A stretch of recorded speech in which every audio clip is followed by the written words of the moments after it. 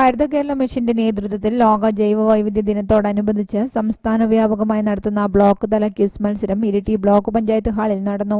Iritty block panchayat പരിധിയിൽ വരുന്ന ആർളം, അയ്യങ്കുന്ന്, തില്ലങ്കേരി, പായം, കീഴല്ലൂർ, കൂടാളി എന്നീ പഞ്ചായത്തുകളിലെയും മട്ടന്നൂർ, ഇരിട്ടി നഗരസഭകളിലെയും 7, 8, 9 ക്ലാസുകളിൽ പഠിക്കുന്ന വിദ്യാർത്ഥികളാണ് മത്സരത്തിൽ പങ്കെടുത്തത്.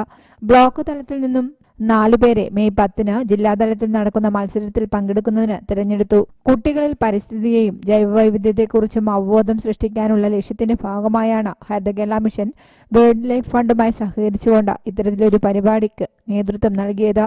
Block panchayat president K Velayudhan, Haritha Kerala mission ജില്ലാ resource person Jayaprakash Panthikka, block panchayat joint BDO Divakaran, KK Suresh എന്നിവർ സംസാരിച്ചു.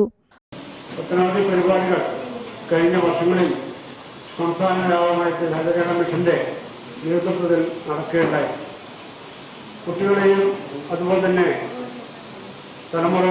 വരുന്ന തലമുറയും നമ്മൾ ഇതിനോടൊപ്പം ചേർത്ത് പിടിക്കാൻ വേണ്ടിയിട്ടുള്ള പ്രവർത്തനങ്ങളുമായിട്ടാണ് നാം ഹരിത കേരള മിഷൻ മുന്നോട്ട് പോകുന്നത്.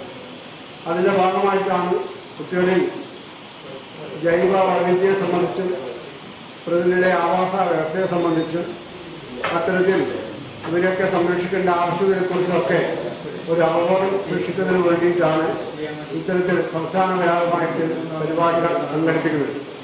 ഏറ്റവും പ്രധാനപ്പെട്ട പരിപാടി എന്നുള്ള രീതിയിൽ 7, 8, 9 ക്ലാസ്സുകളിലെ വിദ്യാർത്ഥികളെ ബ്ലോക്ക് തലത്തിൽ എല്ലാ പഞ്ചായത്തുകളിലും നഗരസഭകളിലും പങ്കെടുപ്പിച്ചുകൊണ്ട് അവർക്ക് ഇന്നത്തെ ദിവസം ഇവിടെ ഒരു ക്വിസ് മത്സരം പരിസ്ഥിതിയെ സംബന്ധിച്ചും ജൈവ വൈവിധ്യത്തെ സംബന്ധിച്ചുള്ള വിഷയം സംബന്ധിച്ചുള്ള ക്വിസ് മത്സരമാണ് നടക്കുന്നത്.